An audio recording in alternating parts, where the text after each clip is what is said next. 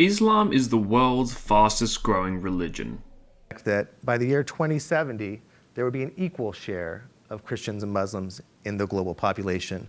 Conrad Hackett of the Pew Research Center summarized the main headline that Islam is currently the fastest growing faith in the world. One thing that is quite clear is Islam is still the fastest growing religion, and this people cannot understand. According to the Office for National Statistics, as of 2021, there are now 3.9 million Muslims in England and Wales, which is an increase from 2.7 million in 2011. 3.9 million Muslims in the UK now totals 6.5% of the population. Now, for the first time in a census of England and Wales, less than half of the population identified as Christian. Now, while Christianity has been on the decline, Islam has seen a steady growth of over 40% in this decade.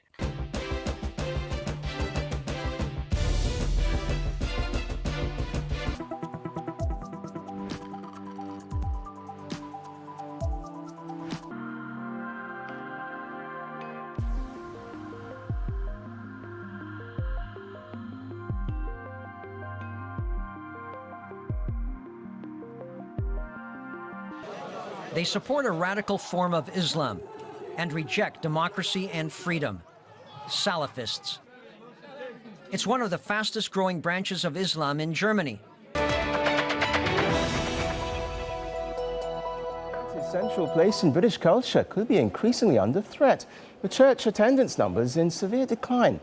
Meanwhile, the nation's second largest religion, Islam, is growing faster than ever, with some studies suggesting it could eventually become the dominant faith. Hey guys, it's KJ from The Scariest Movie Ever. And yes, Islam is the fastest growing religion on earth, just in time for the end of days. In this beast system, we are constantly fed these different forms of predictive programming. Most people in this world don't have the eyes to see or the ears to hear. This is an understanding that they cannot receive. This is a spiritual battle. We're not battling against the flesh. We're battling against spirits and principalities. This is a prime example of what I'm talking about. This right here is from the Economist magazine 2012. This was the cover of the magazine. The Economist magazine is another example to me of like an I Pet Goat 2 animation, or the Illuminati card game, for example. These are spiritual storyboards. This is sigil magic. These are spells that are placed on our minds. But once you can see the symbols, once you can understand, we can break that programming. We know that there was recently an attack on Israel from Hamas, and they came in on gliders. We'll take a look at this right here. Once again, this is from 2012, The Economist magazine, and you can see just that. I magnified it just a little bit here, but as you can see, you've got Hamas coming in, fighting against Israel, using little demons to do so. But once again, this is a reflection of something that we just saw here in 2023. This predictive programming was placed in the public over a decade ago. Here's some more examples from the Economist magazine. I've chose some of the covers that throughout the years I did videos on. I did a decode on many of these covers of the Economist magazine. This is the world in 2017. Here we have the world in 2018, where you see everything is connected in this beast system. Here was another one from 2015, the world in 2015. There's Obama front and center. And by the way, most of you know Obama's not done yet. He's actually running the country behind this puppet presidency. Whatever you want to call that thing Biden is. I don't know if it's human. I don't know if it's a man in a mask. I'm not sure if it's clone. Maybe just an actor. But we know it's all a farce. And here was another cover from the world in 2016. Here's a cover of The Economist from many years ago where they were showing us the coming world currency. On The Economist magazine, when they do one of these world in covers like 2016, 2018, just whatever, they're just chock full of all kinds of symbolism and predictive programming. But it's not just on those particular covers. I mean, The Economist has been around for many years, and you can see that there's many other images that they'll put on the cover of their magazine that has to do with predictive programming, things that are coming here in our future, and all of it is a pro-beast system, if you will. And speaking of the four horsemen of the apocalypse, something really interesting happened in Egypt in the earlier 2000s. They were having a lot of riots out there at the time, and there were some different news organizations out there filming, and one of these organizations picked up something supernatural on camera. During these riots in Egypt, you can see a green horse and a rider. You can see a person sitting on a green horse, it appears to be, and riding along with this horse through the riots. Check this out. The nighttime deaths add to those killed yesterday, underlying just how dangerous the demand for democracy has become. Many see the increase in violence as an attempted government-backed crackdown on the pro-democracy demonstrations. Mubarak promised on Tuesday to surrender power in September to try to defuse the unprecedented challenge to his 30-year rule, but his refusal to go immediately angered protesters. Hours later, the army told the reformers to go back home as Mubarak backers, throwing petrol bombs and wielding sticks, gathered on the outskirts of the central square and tried to gain entry. Now the government is calling for an end to the protests before talks over constitutional change can begin. But the activists are refusing, building up to Friday's planned march on the presidential palace.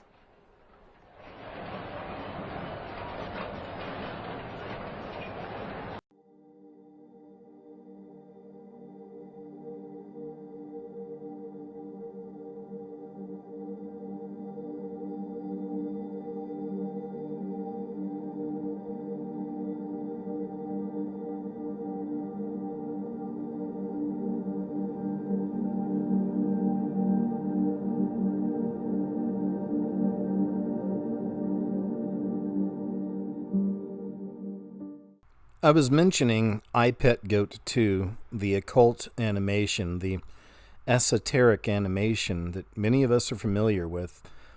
And I've shown different images of this throughout the years in videos and done different decodes and breakdowns. And there's many other people who've done their version as well, because there's so much to gain and to obtain from iPetGoat 2. There was a recent event that took place at the 9/11 Memorial in New York City, and that was also reflected in iPetGoat 2. Also, in the video I'm about to show you, take note, look over on the left side of the screen. It's going to look like an ice wall or something, but it's really not. It's a tsunami wave. In iPetGoat 2, they're showing the 9/11 destruction, but they're also signaling the next one to come, because there's another 9/11 that's coming for America. And I believe it's coming any day now. They're going to destroy that city by an explosion which will cause a tsunami. And this, of course, is reflected on your $100 bills. This is on your money. It was put on there many years ago. You know, Jonathan Kleck showed us this a long time ago, along with other money mysteries, because they also use money as a form of predictive programming, sigil magic. They placed their plans on paper. They called it money, and we, all of us, are a part of that spell.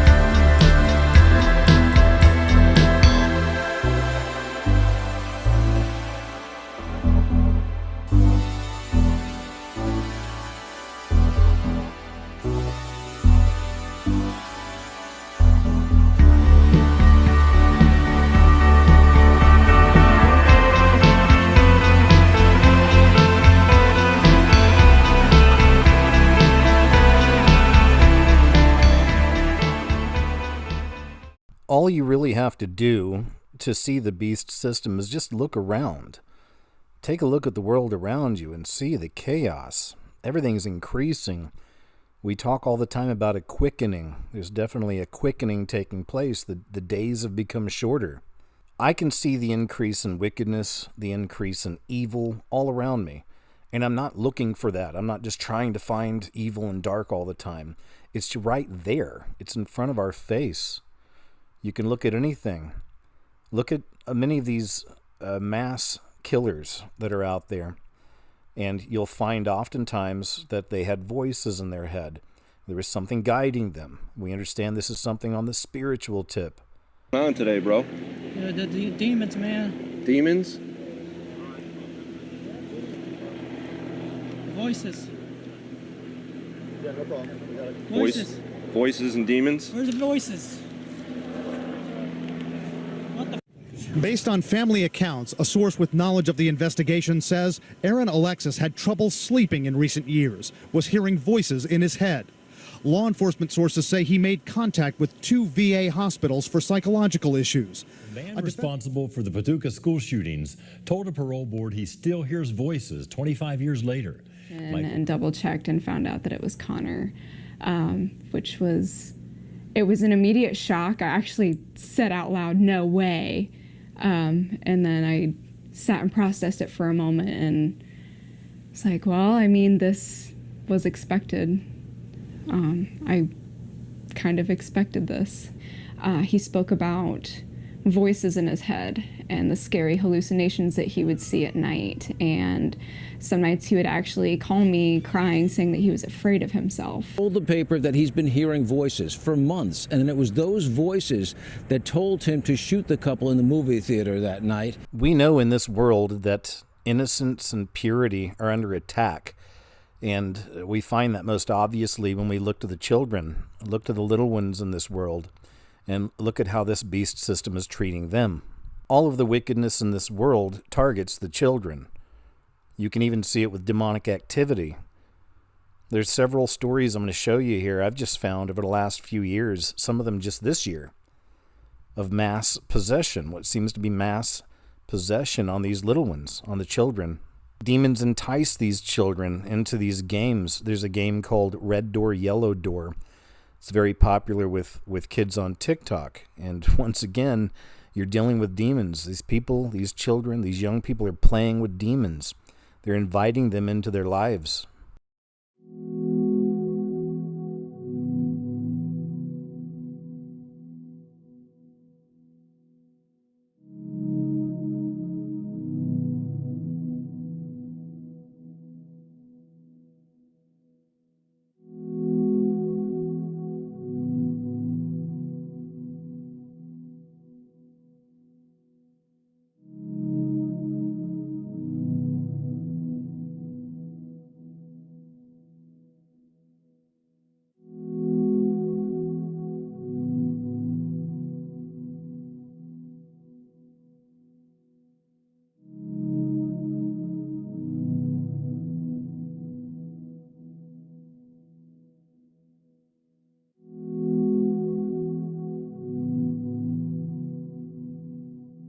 Yellow door, any other colored door. Red door, yellow door, any other colored door. Red door, yellow door, any other colored door. Red door, yellow door, any other colored door. Red door, yellow door, any other colored door.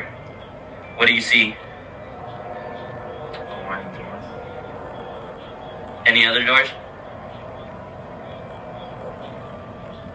A yellow door. Where's the... Don't go down them. Don't go down. If they go down, don't go down. Turn back around and get out. No, turn back around and get out.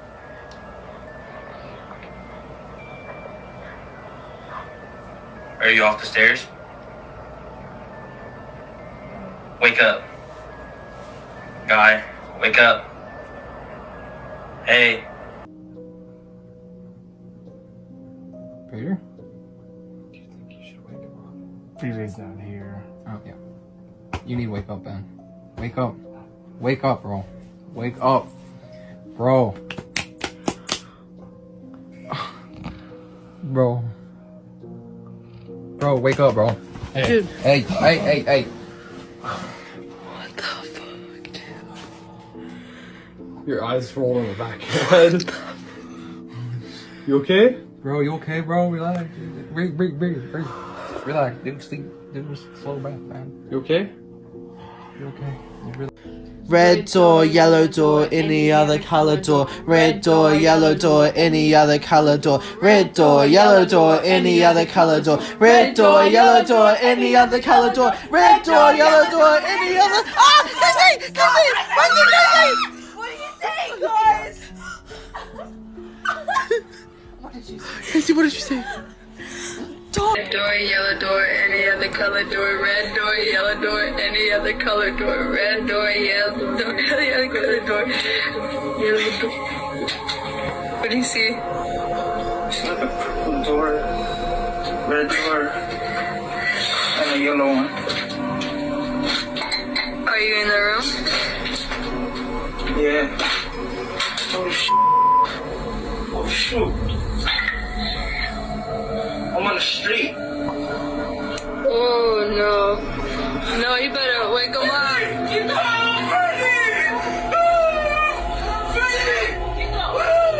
Wake him up.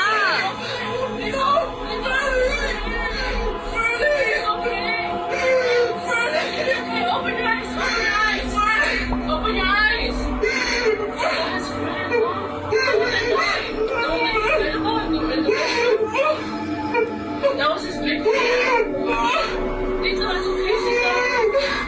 Wake him up.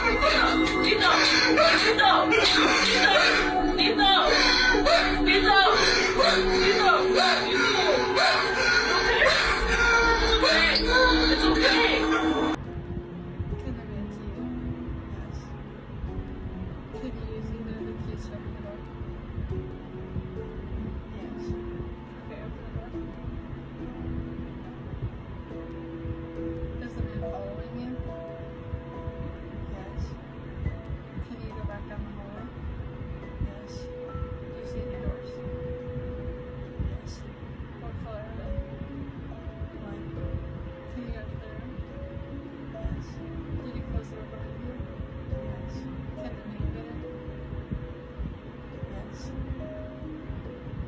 What are you saying?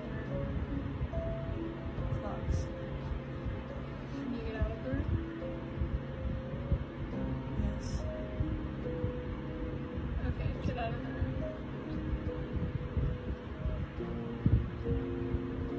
Is the man following you? Is maybe a child maybe threw a stone to a certain tree that's infested, and therefore they were easily possessed. But usually when there's mass possession, usually the first person who gets possessed is usually the one where the main spirit is. And you have to exorcise him first and then separate the kids, bring them away from the area where it is the elemental, mostly it's an elemental that was in a certain area in the school or maybe in a tree, and then exorcise them one by one. Then you interview them, then let them go to confession if they are old enough to confess, and renounce whatever, and also the parents to renounce whatever occult practices they did. Then once you remove the right of the spirits, then it's easy to expel them. That's why there's no such thing as mass hysteria. Right? That's not a term anymore used in science, in psychology, because they have not been able to find any real cause for mass hysteria. And besides our kids, there's nothing traumatic. Nagdararo lang sila, maybe na doon sa puno, or maybe they were doing spirit of the class in the classroom and all of them got possessed. So.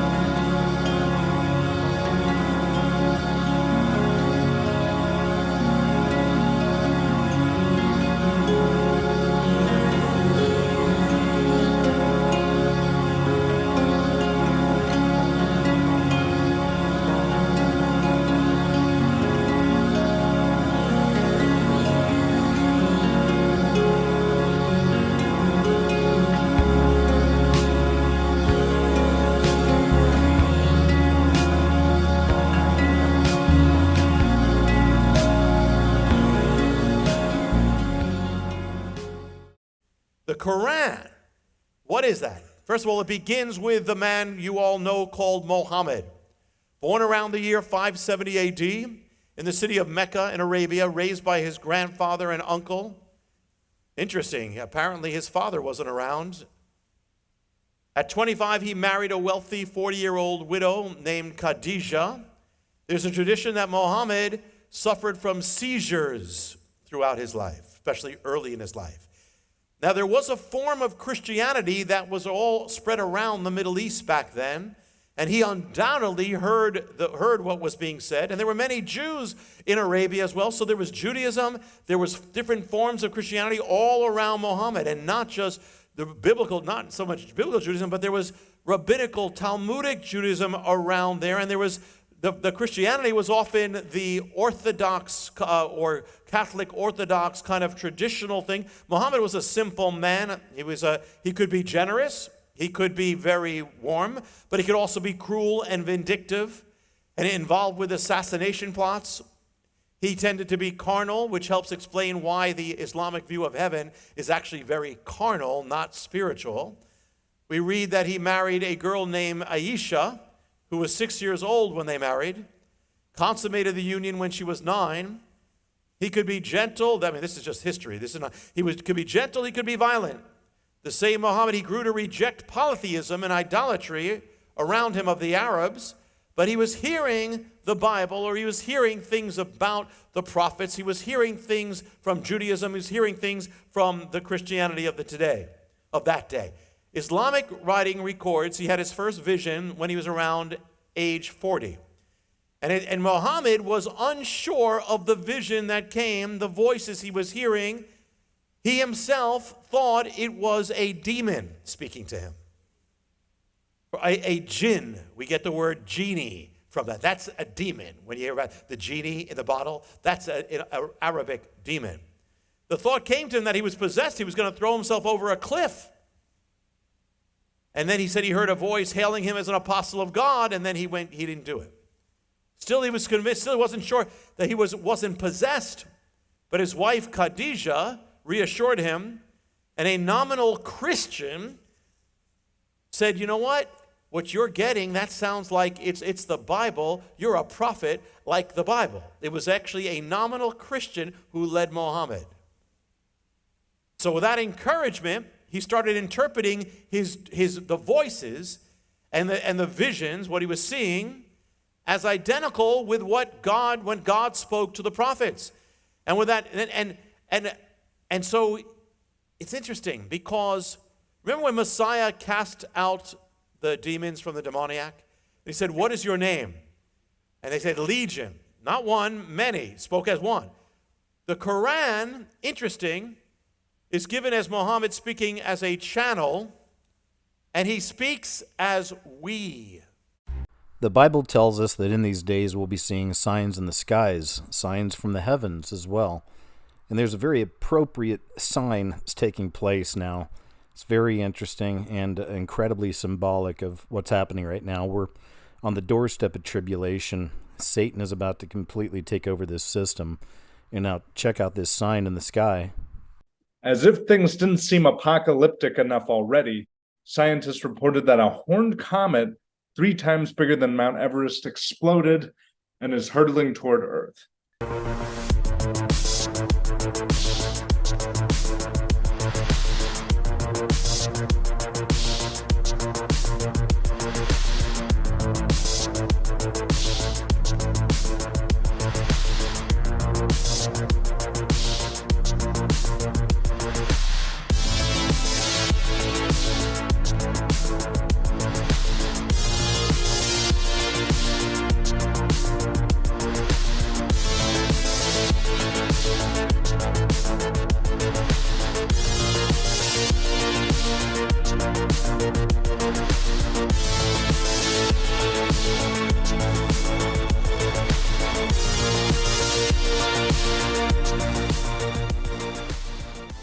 Always remember that our Heavenly Father is not going to let His children stumble into the end times and have no clue what's going on.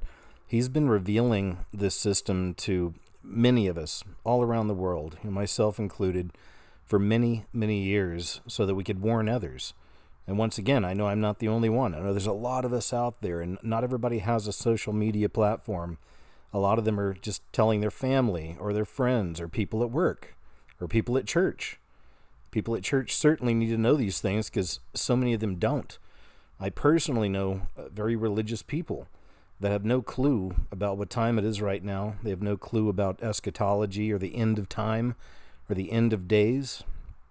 They know the basics. They've been taught, the end times 101 type stuff in church, but many of the churches aren't screaming and yelling in the pulpits and saying, prepare yourselves, the time is now, and they should be, because we're right there at the doorstep of tribulation, and we can see the enemy's forces growing stronger.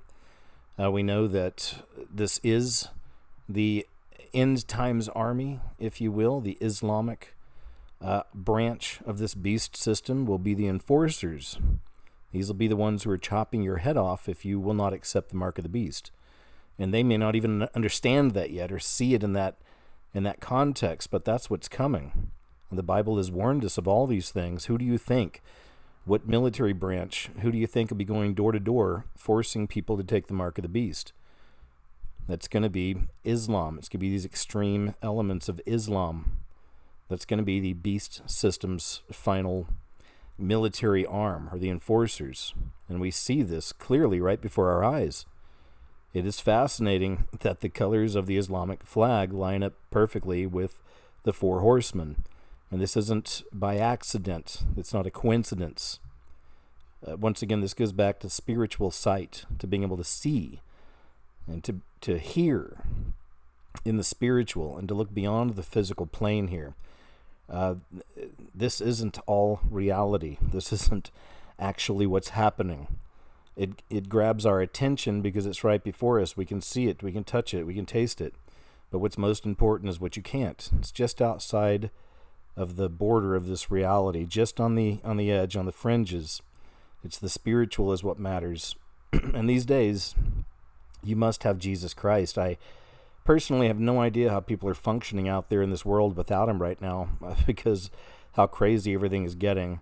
And isn't it beautiful that those of us who have Christ can walk into the end times and see everything coming at us and not be afraid? It's a beautiful thing. It's a peace that goes beyond all understanding, and I'm incredibly grateful for it, because we need it.